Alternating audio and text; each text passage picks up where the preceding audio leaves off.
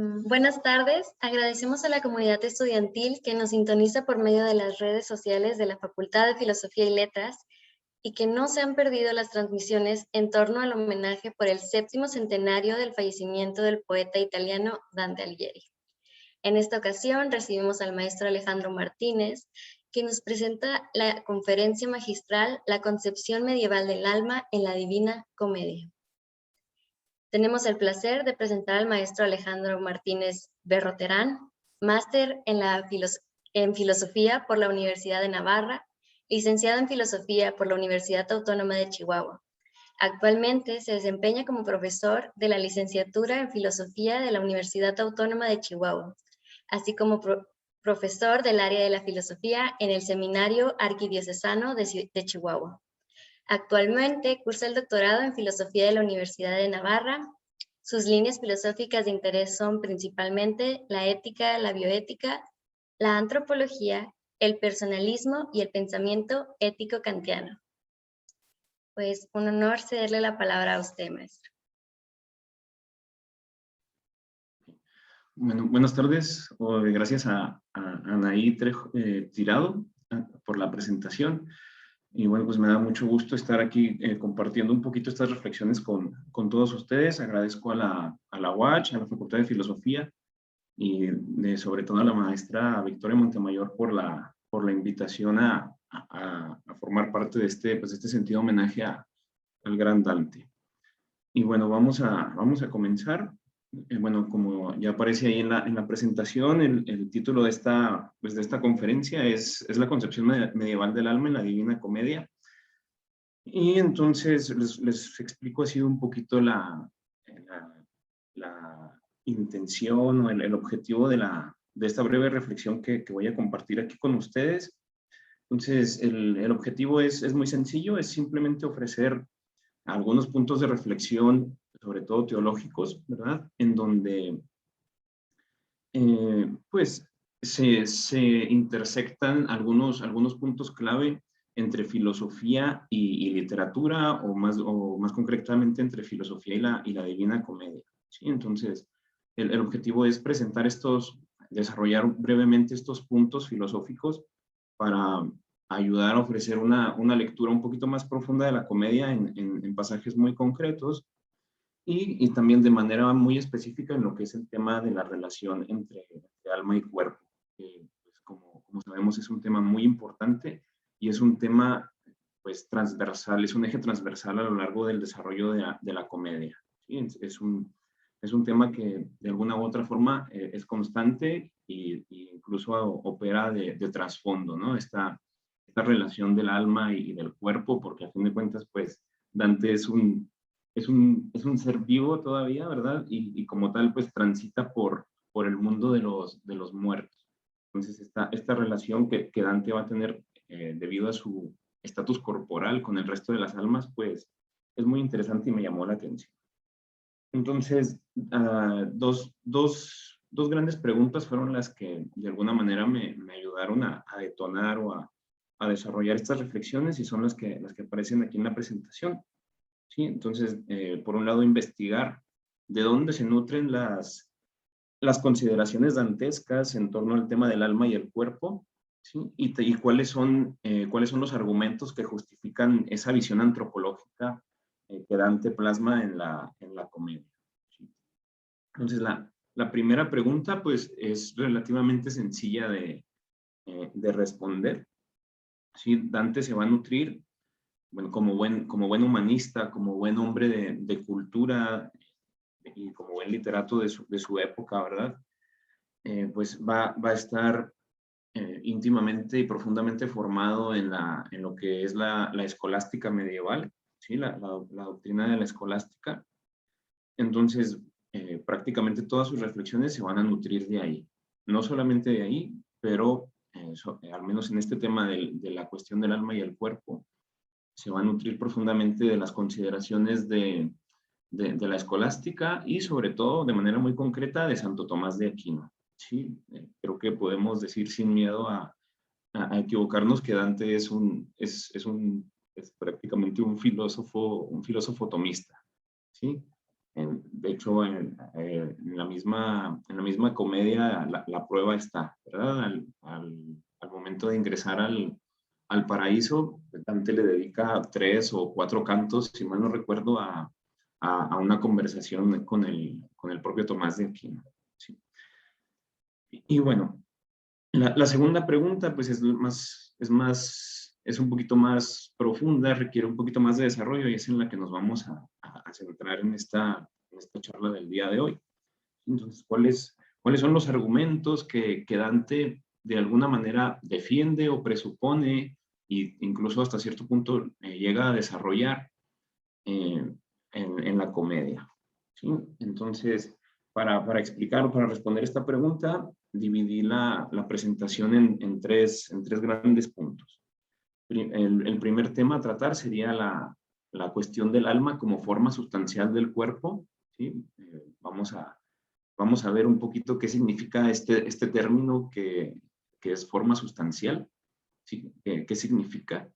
Bueno, aquí más bien tengo que hacer una precisión, más que como forma sustancial del cuerpo, forma sustancial del ser humano. Bueno, es una precisión un poco técnica, pero ahora, más adelante la voy a explicar.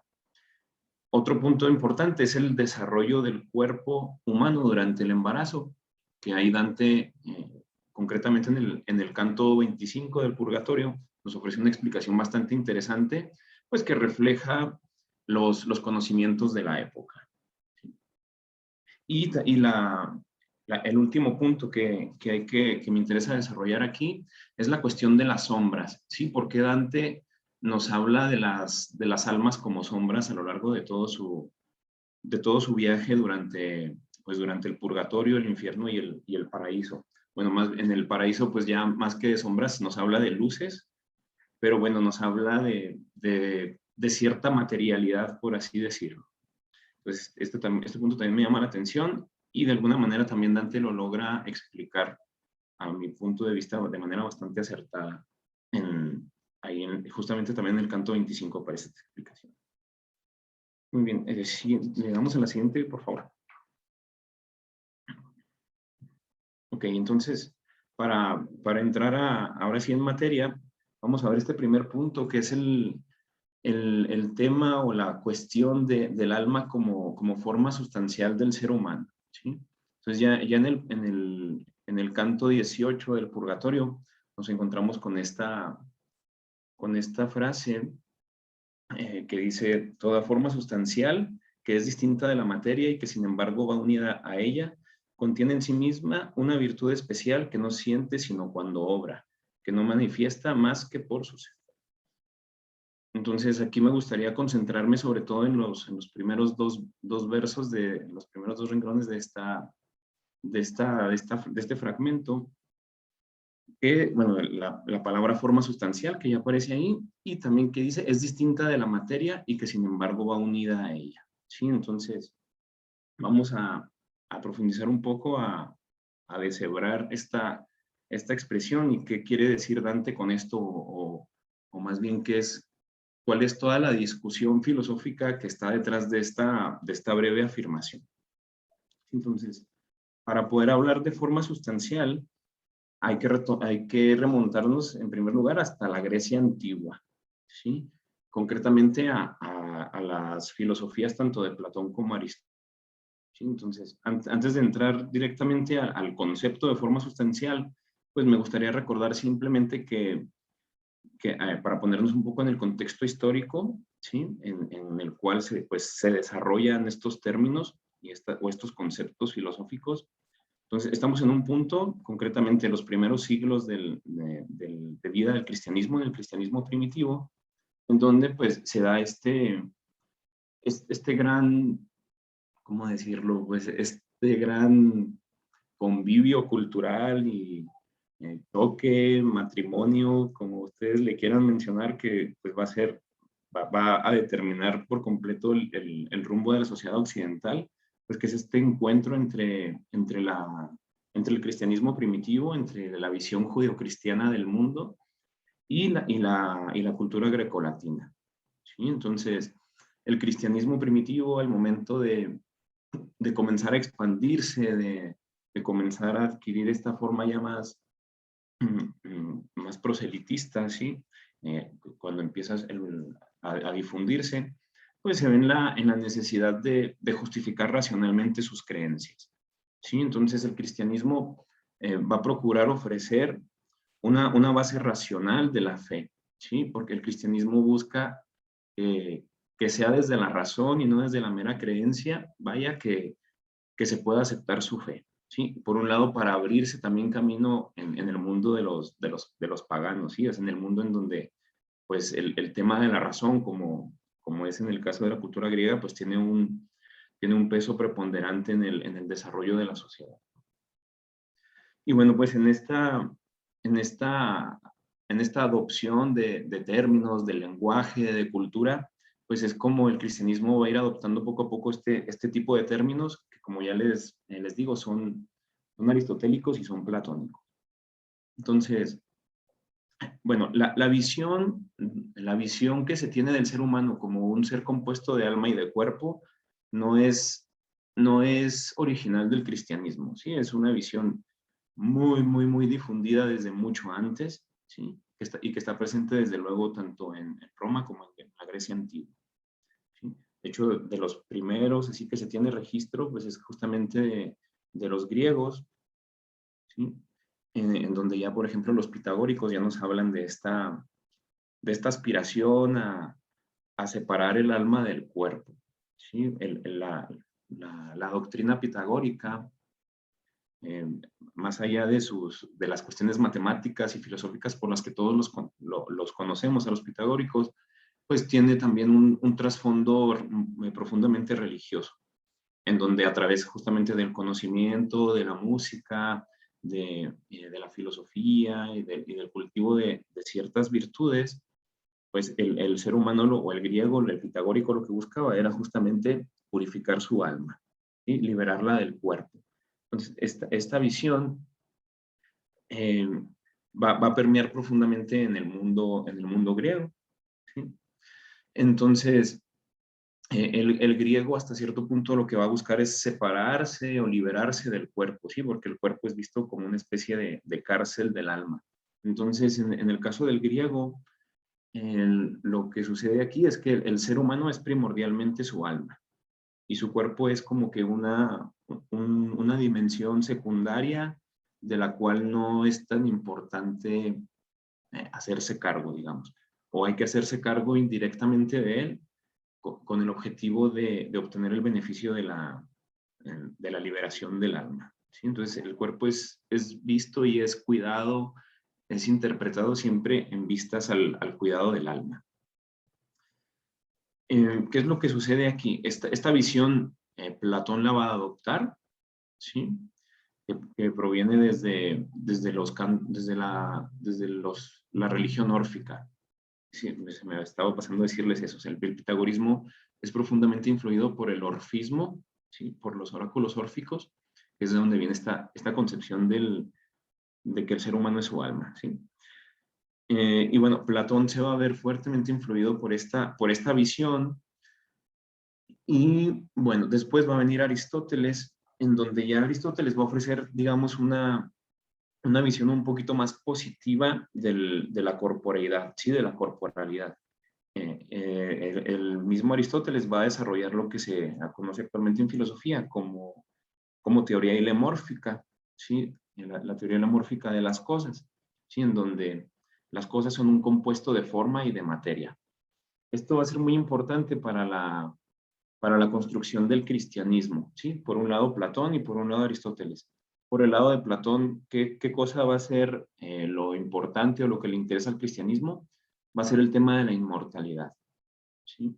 Platón va a defender a través de sus diálogos, de sus escritos, que el alma humana es inmortal. Mientras que ese punto en Aristóteles no está del todo claro, ¿sí? Aristóteles no deja, nunca va a dejar claro en sus escritos si el alma humana es inmortal.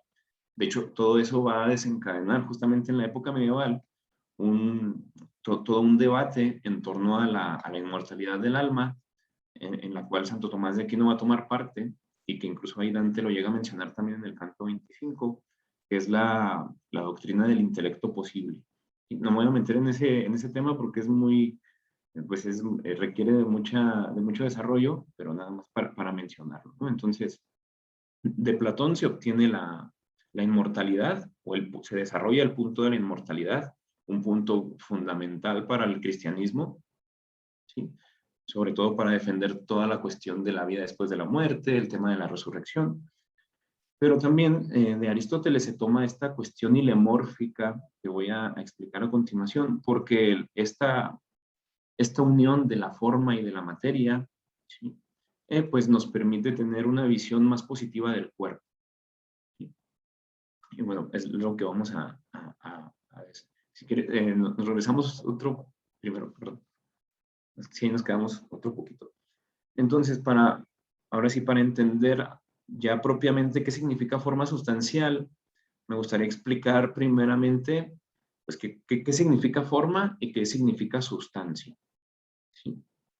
Entonces, en primer lugar, la sustancia va a ser entendida en toda la filosofía clásica como aquello que existe por sí mismo. ¿Sí? Esta es terminología aristotélica y significa eso, aquello que subsiste por sí mismo. ¿Sí? Es el sujeto de la existencia. Y este término se va a oponer a los accidentes, ¿sí? Que no tiene nada que ver con el significado de lo accidental, de lo que sucede por casualidad, ¿no? Aquí el accidente significa existir o ser en otro. Entonces, por poner así un ejemplo muy concreto y muy sencillo, el color, ¿sí?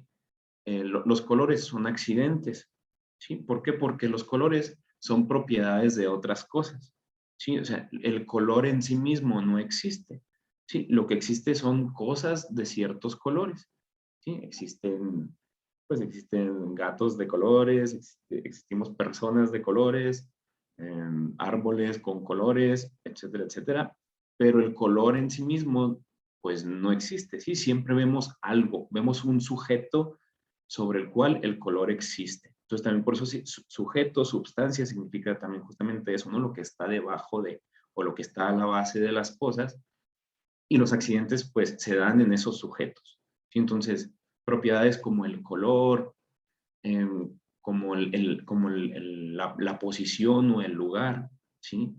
Son cosas que se dan en las cosas. Son más bien propiedades que se dan en las cosas, perdón. Son muy repetitivos. ¿Sí? Entonces, esto es lo primero que hay que tener bien claro. ¿Sí? La sustancia es aquello que existe por sí mismo y que no necesita de algo más para mantenerse en la existencia, ¿sí? Al menos en el ser. ¿Sí? No quiero decir que seamos completamente independientes. O sea, el ser humano es una sustancia, pero no quiere decir que sea eterno o que no necesite del alimento para subsistir. Eso es otra cuestión. ¿Sí? La subsistencia no significa inmortalidad. Y ese también es un punto importante. Pero aquí lo que me interesa es que quede muy claro que el sujeto y el accidente, y la oposición entre sujeto y accidente, ¿sí? El accidente siempre se da en otra cosa, es algo que existe necesariamente a través de otra cosa, mientras que la sustancia existe por sí misma. ¿Sí? Entonces, un caso concreto de sustancia, las personas, los seres humanos, los animales, las plantas, y un caso de accidente, el color. Y bueno, esto por un lado, esto es un punto que les pido ahí lo retengan un poquito, que me va a servir también para explicar posteriormente el tema de la cuestión de la inmortalidad y lo de las sombras, ¿no? Ahora pasamos a la cuestión del ilemorfismo, de la cuestión entre materia de la relación entre forma y materia de la que habla Aristóteles. Seguimos en la misma, perdón. Sí. Entonces ahí tenemos, ¿no? Tenemos por un lado la materia y la forma. ¿Sí? Entonces, la forma, morfé, de ahí la palabra ilemorfismo, materia es ile en griego. Y bueno, voy a empezar por la materia. Se me pasó a escribir ahí las palabras clave en la presentación, pero bueno, la materia es básicamente, digámoslo así, es el elemento material que es común a todas las cosas que existen. ¿Sí? Entonces aquí tenemos que entender la materia en su sentido más abstracto. ¿Sí? Así como aquello común y lo que nos hace compartir este mundo de tres dimensiones, por así decirlo. ¿Sí? Entonces, de alguna u otra manera, todas las cosas están compuestas de la misma materia, ¿sí? La materia que compartimos los seres humanos, pues es básicamente la misma, ¿sí? Somos una materia construida y organizada a base de carbono, ¿sí? Pero lo que cambia, o lo que en el caso de Aristóteles va a decir, lo que hace que esta materia se organice y se pueda distinguir entre un tipo de materia y otra, es lo que él denomina como forma, ¿sí? Entonces, la forma para Aristóteles va más allá de la mera silueta de las cosas. O sea, la forma es el principio de ser y de actividad de todas las cosas, ¿sí? Entonces, la forma constituye el principio de la existencia de cada cosa. Entonces, en el caso de los seres humanos, pues tenemos una forma muy concreta, que es la forma humana, y pues de manera también ya más específica tendríamos un alma, ¿sí? Y esa alma, pues, de alguna u otra manera es de la misma especie, que es de la especie humana, ¿sí? Entonces, por eso la materia que se une al alma, pues va a configurar siempre un cuerpo humano, ¿sale? Entonces, esto es muy importante en el caso de Aristóteles. ¿Por qué? Porque en el mundo, en la cosmovisión aristotélica, siempre existen un compuesto de materia y de forma, ¿sí? En el mundo aristotélico no existen las formas simples, más allá del mundo espiritual, que es el mundo supralunar, ¿sí? Y básicamente, pues Dios, ¿sí? Sería el único ser que es una forma pura, sin materia. Pero a excepción de ese mundo supralunar, todo lo demás es un compuesto de materia y de forma, ¿sí? Entonces, todos los cambios que se dan en el mundo se dan sobre la materia, pero la materia primera, dice Aristóteles, la materia sola nunca existe, sino que siempre que se da un cambio de forma, ¿sí? Y junto con un cambio de la materia, ¿verdad? Pero la materia subsiste. O sea, por decirlo así, si nosotros quemamos un pedazo de papel, pues bueno, digamos que esa materia que estaba informada bajo la forma de papel, ahora va a tomar la forma de cenizas, ¿sí? Pero, pero pues el compuesto material ahí sigue, ¿verdad? No es como que una creación de la nada, sino que siempre hay algo que permanece en el ser, y en este caso pues sería la materia. Entonces, espero que con esto quede así un poquito claro estos temas. Son temas, desde luego, muy profundos, ¿verdad? Pero bueno, espero que esto de alguna manera ayude a comprender lo que sigue, que es la cuestión de la forma sustancial. Entonces, partiendo de esto, les digo, en el caso de Aristóteles, la materia y la forma siempre van juntas. Entonces, la realidad es un compuesto de ambas cosas. Y por eso mismo la materia ya es algo de positivo, ¿sí? En el caso de Platón y de los órficos, de los pitagóricos que les decía, que les comentaba ahorita, la materia es algo negativo, ¿sí? Es algo de lo cual el ser humano se tiene que liberar. El ser humano tiene que huir de su cuerpo, por así decirlo, o liberarse de su cuerpo. Mientras que en el caso de Platón, de Aristóteles, perdón, hay una valoración más positiva del cuerpo, y porque justamente no existiríamos como seres humanos si no tuviéramos ese compuesto de alma y de cuerpo. Entonces, el cuerpo también es una parte fundamental de nuestro ser y de nuestra existencia. Y por lo tanto también merece ser cuidado, merece ser respetado, y no solamente como que algo así de buscarnos liberar de él o valorarlo únicamente por el alma que habita en ese cuerpo, ¿sí? Sino que el cuerpo permite o admite una valoración en sí mismo. Y esto va a ser muy importante para el cristianismo, y se va a ver reflejado en las consideraciones de la filosofía medieval. Pues ahora sí le damos a la siguiente, por favor. Y bueno, para prueba de ello están estas dos frases de Santo Tomás de Aquino, ¿sí? Que aparecen en la Suma Teológica, ¿sí? Espero que se vean completas. La primera es esta, ¿no? Es el mismo hombre que percibe tanto el entender como el sentir. El sentir no se da sin el cuerpo, de ahí que sea necesario que el cuerpo sea alguna parte del hombre. ¿sí? Entonces, el cuerpo es parte esencial de la naturaleza humana, porque sin el cuerpo no podríamos desarrollar muchas de nuestras actividades que realizamos cotidianamente, como es el sentir en sí mismo. Entonces, y bueno, y pues una frase incluso ya un poquito más teológica sería la de abajo, ¿no? El alma se asemeja más a Dios unida al cuerpo. Sí, también aquí, bueno, el cristianismo partiendo nuevamente de la doctrina de las verdades de fe, de que Dios crea al ser humano, por un lado del barro de la tierra, el elemento corporal, material, ¿sí?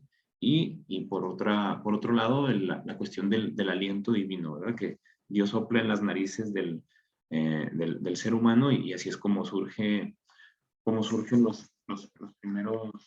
primeros humanos en el paraíso. Entonces, esos dos elementos son importantes, ¿sí? Tanto la positividad del cuerpo, porque también esto es importante porque el cuerpo también es objeto de salvación, ¿sí? Hay que recordar que el cristianismo cree firmemente en la cuestión de la resurrección y al final de los tiempos, entonces, para que la resurrección se dé, el cuerpo es el que resucita, entonces el cuerpo también es objeto de salvación y en cuanto tal, pues también es algo positivo, es algo que sí que es objeto del amor de Dios y de la salvación de Dios. Entonces, eh, la realidad, digamos, o la sustancia, lo que existe en sí mismo para Aristóteles y para la filosofía medieval cristiana, pues es el ser humano, ¿sí? Este compuesto de alma y cuerpo. Esa es la realidad completa y es el ser humano pleno, digamos, lo que se considera ahí, ¿sí? Entonces, ahora sí pasamos a la siguiente, por favor, que es una pregunta que surge de todo esto, ¿sí? Entonces, el problema de la sustancialidad. Entonces, bueno, ya vemos que la sustancia es aquello que existe por sí mismo. Y bueno, aquí nos podemos hacer una pregunta entonces. O sea, la sustancialidad, ¿a dónde o a qué le pertenece en sentido estricto? ¿Sí? Al compuesto de forma y cuerpo o de alma. ¿Sí? En el caso de los seres vivos, la forma del cuerpo es el alma. ¿Sí? O la sustancialidad le pertenece al alma exclusivamente. Sí, esta es una de las grandes preguntas que el cristianismo tiene que responder, ¿sí? Porque en el caso de Aristóteles, Aristóteles va a decir que, como les decía, no existen formas y materia separada. O sea, lo que existe es el compuesto de ambas. Cuando se da la separación de alma o de forma y materia, de alma y cuerpo, cuando se da la separación, ambos elementos desaparecen. ¿Sí? Entonces, con la muerte, por ejemplo, el alma también se extinguiría junto con el cuerpo. ¿Sí? Esto es les digo, Aristóteles no es muy claro en esto, pero de alguna manera parece que la respuesta de Aristóteles sería esa en sus escritos. O sea, que una vez desaparecido la unión entre alma y cuerpo, pues no hay más ser humano. Entonces no habría vida después de la muerte. ¿Sí? Entonces aquí el cristianismo se enfrenta pues a un gran reto, que es explicar por qué el alma, si lo que existe propiamente o lo que posee la plenitud del ser es el compuesto de alma y cuerpo, por qué el alma permanece en el ser, ¿sí? Permanece existiendo incluso después de la muerte. Entonces, ¿por qué el alma es incorruptible? Entonces, para poder justificar esto, Santo Tomás va a darse la tarea de explicar eh, bueno, voy a revolucionar un poquito. Ok, entonces, para poder comprobar o defender, digamos, que el alma es incorruptible, Santo Tomás de Aquino se va a encargar o va a procurar defender que el alma desarrolla una actividad por sí misma, ¿sí? Independientemente del cuerpo. ¿Sí? Para poder explicar o para poder justificar que el alma existe y que es incorruptible, se tiene que demostrar que hay una parte o una dimensión del alma que es capaz de operar independientemente del cuerpo. ¿Sí? Y esa actividad que Santo Tomás encuentra, pues es la actividad intelectual, ¿sí? El pensamiento, el conocimiento y de manera más concreta la comprensión. ¿Sí? Entonces, en el desarrollo de la filosofía de Santo Tomás, ahí en la Suma Teológica, ¿sí? Justamente concretamente en la cuestión 75 de la primera parte, ¿sí? Santo Tomás va a desarrollar esta cuestión de por qué el alma es la que conoce y no el cuerpo, ¿sí? O sea, a través del cuerpo tenemos conocimiento sensible, desde luego, eso no lo niega Santo Tomás, pero dice que el acto de comprender en sí mismo es, es algo espiritual, ¿sí? Aquí también entra en cuestión, o entra en juego más bien, todo el tema de las formas, ¿sí? Porque Santo Tomás dice que, y bueno, también esto Aristóteles ya lo acepta, dice que el conocimiento que tenemos se da en virtud de que lo único que aprendemos en el acto de conocer son las formas de las cosas y no su materia. Y pues suena bastante lógico, ¿verdad? Porque si al momento de conocer aprendiéramos la materia de las cosas, pues nos pondríamos rojos al ver el rojo, o pues, no sé, moriríamos aplastados por un elefante al momento de pensarlo, ¿no? Entonces, el acto del conocimiento es un acto meramente espiritual. ¿Sí? Y también esto Santo Tomás lo justifica porque dice que el ser humano es capaz de conocer todas las cosas. ¿Sí? A lo mejor suena un poco pretencioso decirlo de esta manera, porque desde luego ignoramos muchas cosas, pero dice Santo Tomás que ya por el hecho mismo de tener nosotros el concepto de cosas como cuerpo, ¿sí? De cuestiones tan abstractas, o sea, ya cuando hablamos de cuerpo, de materia, estamos hablando de realidades muy, muy abstractas que de alguna u otra manera, pues engloban en sí mismas toda la realidad, ¿sí? Entonces, él va a decir que para que se dé este fenómeno del conocimiento, pues es necesario que la parte del ser humano que desarrolla esta actividad sea inmaterial, ¿sí? ¿Por qué? Porque si poseyera una materia concreta, esa materia impediría conocer otras cosas. Y Santo Tomás ahí pone un ejemplo muy, muy simpático y muy sencillo, me parece, que él pone el caso de la lengua, del sentido del gusto. Dice, por ejemplo, la lengua para que funcione bien no tiene que poseer ningún sabor en sí misma. ¿Sí? ¿Qué es lo que sucede cuando nos enfermamos?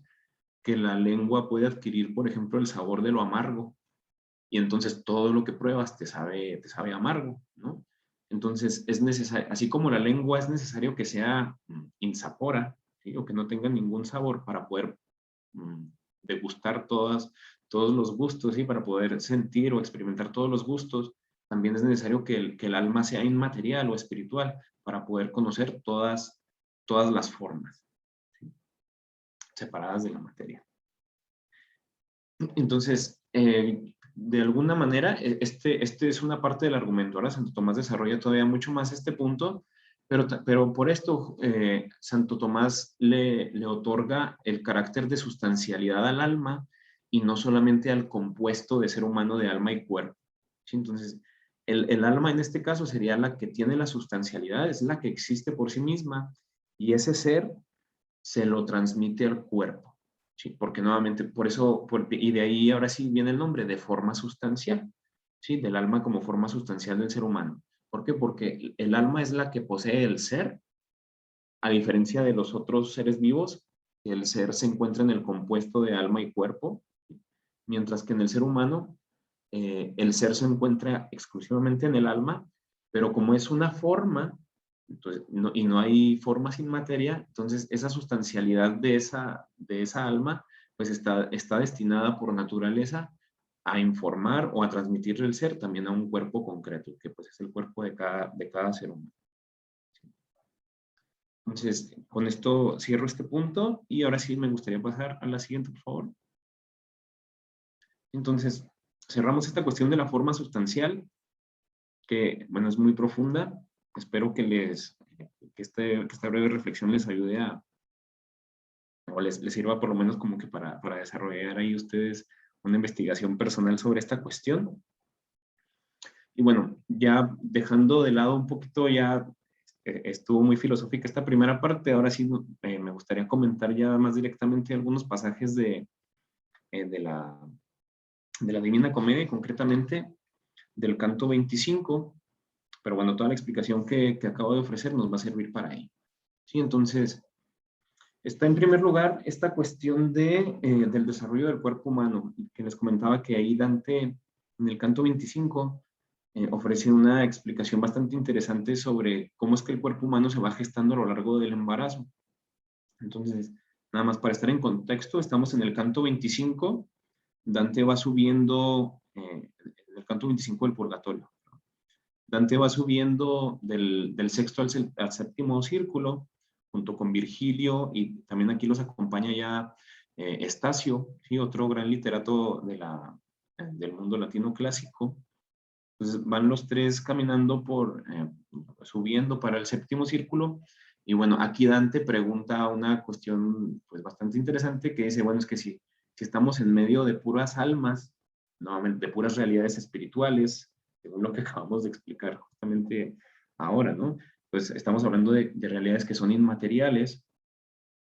Entonces, ¿cómo es posible que en el sexto círculo que acabamos de dejar estaban los glotones, pero las almas, las sombras, bueno, para hablar de manera propia, se veían delgadas y desnutridas y pues extremadamente delgadas? Sí, porque en el círculo sexto, la pena que tienen que purgar los glotones, pues es justamente el no poder comer de los frutos de los árboles que estaban en el círculo, ¿verdad? Entonces era la manera en la que ellos iban a purgar su propia pena. Entonces, ante esta cuestión que dices, bueno, ¿cómo es posible que una realidad espiritual tenga estas manifestaciones corporales? Se da primero toda esta explicación del desarrollo del cuerpo humano, y después la explicación del estatuto de las sombras. Entonces van juntos estos dos puntos. Entonces, lo primero que aquí toma la palabra Estacio y empieza a explicar justamente cómo es que se genera el cuerpo humano, que también, como les comentaba, refleja el conocimiento que Dante tenía del saber de su tiempo, sobre todo en estas cuestiones, ¿no? Entonces, Estacio empieza a explicar cómo se desarrolla el cuerpo humano y empieza con esto, ¿no? Lo más puro de la sangre, que no llega a ser absorbida por las sedientas venas y queda como el alimento sobrante que se retira de la mesa, adquiere en el corazón la virtud de dar forma a todos los miembros humanos, como lo que esparciéndose por las venas se identifica con los mismos miembros. Entonces, este punto me llamó la atención. ¿Por qué? Porque aquí una gran pregunta bueno, que el cristianismo tiene que hacerse es de que, bueno, si el alma es una realidad espiritual y de acuerdo a la doctrina cristiana el alma es infundida directamente por Dios en el cuerpo, bueno, ¿en qué momento sucede esta infusión del alma en el cuerpo por Dios, por parte de Dios, ¿no? Pues, actualmente, como seguramente todos sabrán, pues la iglesia defiende que el alma se une al cuerpo desde el momento de la concepción, ¿sí? Pero en la época medieval no era así, ¿sí? De hecho, tanto Santo Tomás y Dante lo reflejan en sus escritos. Pues se habla de que Dios infunde el alma humana en un momento posterior, ¿sí? Durante el embarazo, que es básicamente ya cuando el cerebro y cuando el sistema nervioso está formado, ¿sí? Pues esas son cuestiones teológicas, no me voy a meter en ese debate, me voy a limitar pues a compartir qué es lo que dictaba o lo que se decía en el conocimiento de la época, ¿sí? Entonces, pero ¿qué es lo que sucede entonces aquí? ¿Qué es lo que sucede entonces antes de que el alma humana entre en acción, digamos, a través del cuerpo? Porque pues desde el momento de la concepción el cuerpo se empieza a desarrollar, ¿no? Entonces lo que se dice es que justamente se da una preparación del cuerpo meramente biológica, meramente física, para en un momento posterior el cuerpo tenga la capacidad de recibir y de retener al alma. ¿Sí? Porque también esto es importante, ¿sí? El cuerpo tiene que tener la capacidad de admitir o de recibir al alma, ¿sí? Por eso si nos desangramos, pues nuestra alma abandona el cuerpo, ¿verdad? Porque ya el cuerpo no tiene la capacidad o las condiciones, por así decirlo, para mantener esa unión sustancial de alma y cuerpo de la que ya hablo. Y bueno, aquí Dante explica el desarrollo del cuerpo a través, bueno, tomando como principio a la sangre, ¿sí? Lo más puro de la sangre, ¿sí? Es distribuida a todos los miembros a través del corazón. Entonces, aquí el punto de partida del desarrollo corporal del ser humano sería la sangre, ¿sí? Les digo esto, pues bueno, ya sabemos que así no es, pero de alguna manera, pues este es el conocimiento de la época. Y bueno, también hay que recordar también que Dante muchas veces habla de manera literal, otras veces de manera más alegórica, de manera teológica, entonces también hay que saber interpretar ahí las cuestiones. Entonces, la sangre como principio de vida y como principio vital ya aparece en otras culturas, ¿sí? Los griegos lo tenían y también los hebreos, ¿sí? Los judíos. En el caso del Levítico, del Deuteronomio, por eso los judíos tienen prohibido el beber la sangre de los animales, ¿no? Porque en la sangre está la vida y pues la vida eh, únicamente le pertenece a Dios. Está toda esta cuestión, ¿no? Entonces, aquí Dante retoma toda esa cultura así de la sangre como principio vital. Y bueno, ese sería el inicio, digamos, de la vida del cuerpo humano. Todavía un cuerpo que no está, digamos, vitalizado o unido al alma humana, ¿sí? Porque esa después Dios la infunde. Vamos a la siguiente, por favor. Aquí también Dante habla de una cuestión muy interesante, que es pues esta visión o esta visión triple de los tres tipos de almas, que esto también es muy aristotélico. ¿Sí? De hecho, Aristóteles tiene un libro que se llama Sobre el alma y él explica justamente esto. ¿Sí? Hay tres tipos de almas. Por un lado, el alma vegetativa, el alma sensitiva y el alma intelectiva. El alma vegetativa, pues lo único que hace es permite que el cuerpo desarrolle las actividades de crecimiento y de reproducción, básicamente. ¿Sí? Después está el alma sensitiva, que es el alma propia de los animales, y esa alma, además de tener las facultades del alma vegetativa de crecimiento y de reproducción, pues también tiene la capacidad de sentir, ¿sí? La capacidad de experimentar emociones, que sería lo de los animales. Y después el alma intelectiva, que es el alma de los seres humanos, que además de que también abarca todas las otras facultades de las otras dos almas, pero pues también, como ya mencionábamos, la capacidad de razonar, la capacidad de comprender y de conocer. ¿Sí? Entonces, ojo, no significa que el ser humano posea tres almas, ¿sí? Y los animales dos, sino que más bien por así decir, cada tipo de alma desarrolla las funciones que las inferiores pueden desarrollar también. Entonces, aquí también Dante explica un poquito esta cuestión de cómo se va desarrollando el cuerpo. ¿Sí? Fíjense, convertida la virtud activa en alma, parecida eh, a la de la planta, sin más diferencia que la de hallarse aquella en estado de transición. Entonces, este punto me parece importante porque aquí está hablando Dante de que al principio del desarrollo corporal del ser humano en el embarazo, hay una virtud activa parecida a la de la planta. ¿Sí? Entonces, no hablamos de alma porque esto Santo Tomás lo explica. Sería absurdo decir que el ser humano tenía primero el alma vegetativa y luego cuando Dios infunde en el cuerpo el alma intelectiva, el alma vegetativa desaparece. ¿No? Entonces, por eso se habla de una virtud activa. Santo Tomás va a hablar de una potencia. ¿Sí? Entonces, sería una especie de una potencia vegetativa que permite justamente lo que decía la actividad del crecimiento y del desarrollo, que es lo básico que todo ser vivo realiza, ¿no? Desarrollarse y crecer.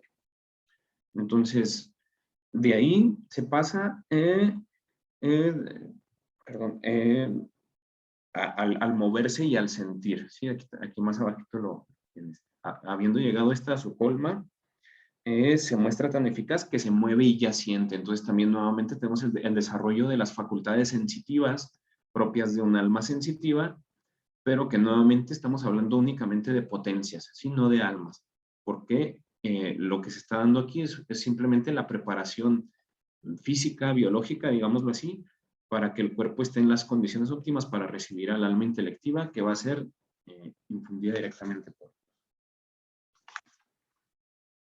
Bueno, todo esto les digo, ya lo platica también Aristóteles en el de ánima o sobre el alma, y pues bueno, ahí también ustedes podrán corroborar así, si gustan ya más detalladamente, cómo coincide Dante con esta explicación de Aristóteles.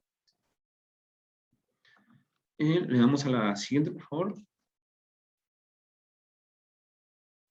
Y bueno, y también con esto ya voy a enlazar el tema de la inmortalidad y el tema de del tema de las sombras, ¿sí? Para explicar por qué Dante representa a las almas como sombras, ¿no? A lo largo del purgatorio y del infierno. Entonces, aquí Dante, en este mismo canto, bueno, una vez ha hablado del desarrollo de la vida humana, también pasa a explicar a través de la voz de Estacio el tema de la muerte. Fíjense lo que dice aquí, dice, tras la muerte las potencias corporales casi están mudas. Esta palabra de mudo me parece interesante, ¿no? De cómo habla, o sea, de estas potencias corporales que se quedan como que en un estado de latencia, justamente como que esperando la cuestión de todo el tema de la resurrección. Y bueno, y luego también algo que aquí dice interesante, la memoria, el entendimiento y la voluntad obran con mucha más energía que antes, justamente porque estas facultades pues son las facultades que le pertenecen al alma. Entonces aquí también Dante interpreta junto con la escolástica esta cuestión de que de alguna manera el intelecto humano es limitado por la corporalidad. Entonces, si fuéramos seres puramente espirituales, pues podríamos conocer y comprender mucho mejor de lo que lo hacemos con un cuerpo material. ¿Por qué? Porque el cuerpo se agota, el cuerpo se cansa, entonces de alguna manera nuestra actividad intelectiva que es propia del alma, pues se ve limitada por los límites corporales, ¿no? Entonces también aquí hace referencia justamente a Dante a eso. Y bueno, aquí también inmediatamente después de esos versos, siempre del canto 25 del Purgatorio, habla de que, bueno, tras la muerte, las sombras surgen debido a que el alma difunde en torno así, una actividad informativa, ¿sí? Entonces, aquí la palabra informativa suena raro, pero pues está relacionado con la palabra de forma, ¿sí?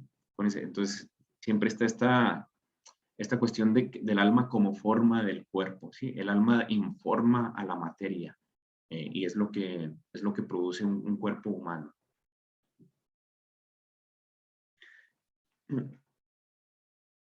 Y bueno, entonces, se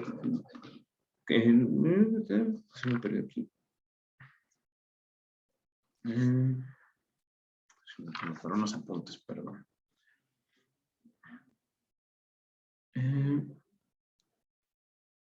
Aquí está. Del propio modo y con el alma difunde en torno a sí su actividad, la virtud informativa.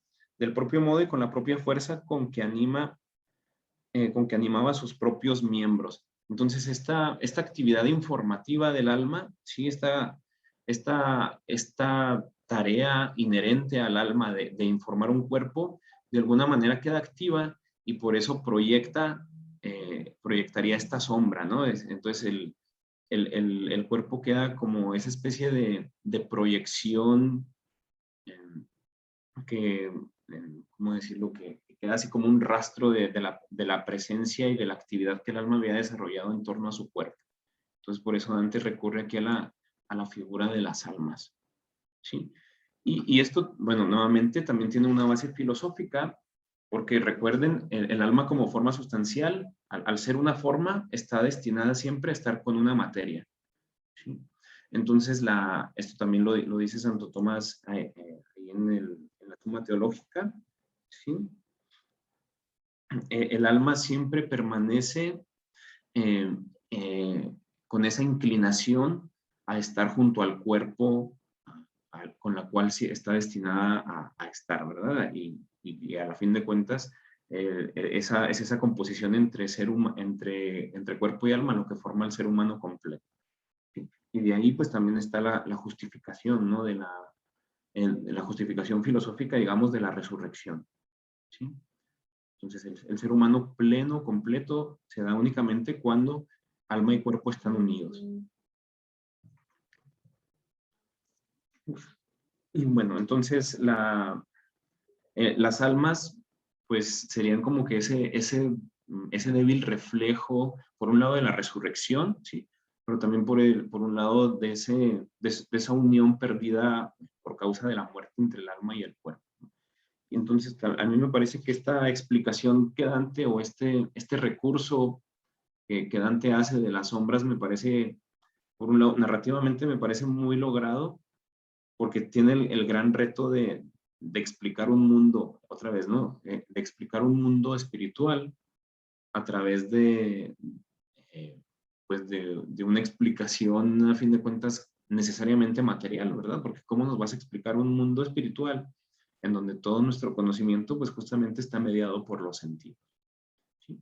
Entonces, a mí, repito, me parece que el recurso a la figura de las sombras me parece bastante logrado. Por un lado, a nivel narrativo, pues ayuda como que a justificar la existencia de las sombras en el mundo espiritual, pero también por un lado a nivel filosófico, bueno, esto pues no es una verdad de fe, ¿verdad? Tampoco es una doctrina como que muy, pues sí, muy ortodoxa, pero bueno, pero también creo que también Dante trata de como que de cuidar también el permanecer dentro de la coherencia filosófico y teológica a través de la figura de las sombras. Entonces, me parece que es un recurso muy ingenioso, muy creativo por su parte y que, pues bueno, nos deja en herencia de todo este tema de la relación del alma y del cuerpo que se va desarrollando. Bueno, aquí les hablé un poquito del canto 25, sobre todo, del purgatorio, pero les digo, es un tema transversal a lo largo de la obra. Y bueno, se podría decir todavía mucho más sobre este tema, pero me gustaría quedan 10, 9 minutos de espacio, creo. Entonces me gustaría dejarlo para preguntas o comentarios por parte del público. No sé si alguien quiera mencionar algo.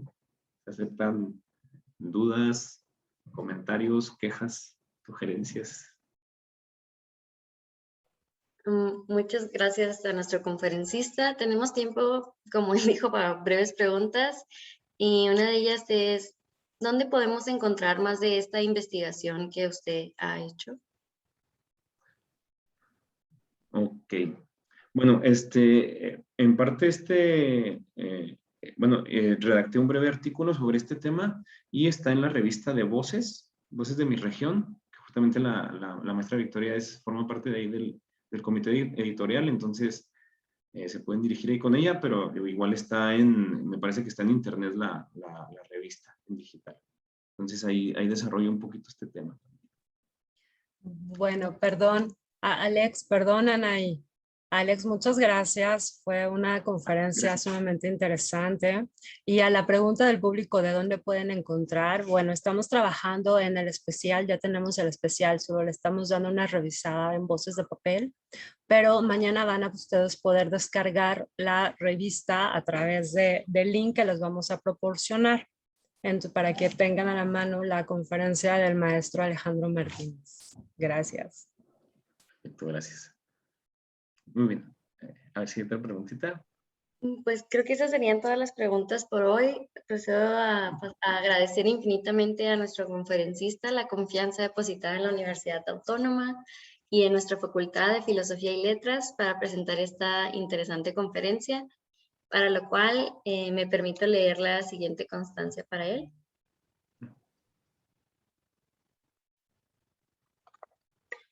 La Universidad Autónoma de Chihuahua y la Facultad de Filosofía y Letras otorga la presente constancia al maestro Alejandro Martínez Berroterán por su valiosa participación como conferencista en el Encuentro Cultural Séptimo Centenario Luctuoso de Dante Alighieri. Honorate al altísimo poeta che non fui mai di parte, disculpen por mi terrible italiano, con su conferencia magistral La concepción medieval del alma en la Divina Comedia, llevada a cabo de manera virtual este lunes 13 de septiembre a las 16 horas. Muchísimas gracias a todos y sobre todo a usted por acompañarnos aquí y espero que tengan un excelente día. Al contrario, muchas gracias a ustedes y pues, los invitamos a que sigan estando pendientes del programa. Pues, hay participaciones muy interesantes y muy enriquecedoras. Gracias a todos.